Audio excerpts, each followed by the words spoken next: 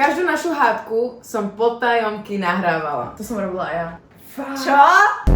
Okay. Mám manžela už 10 rokov a stále nevie, že som bola chlap. Roberto! Rozlišla som sa s ním cez SMS-ku zatiaľ, čo spal vedľa mňa. Iba ráno si nájde iba, ahoj, dobré ránko, láska, iba prečítaj iba tipy.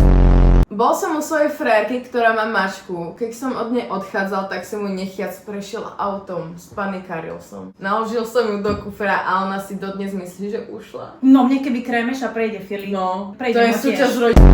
Moja najlepšia kamarátka nevie, že som jej zničila vzťah na schvál.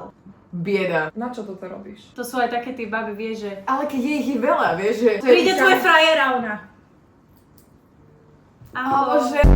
Mal som sen, že som podvádzal svoju partnerku a páčilo sa mi to.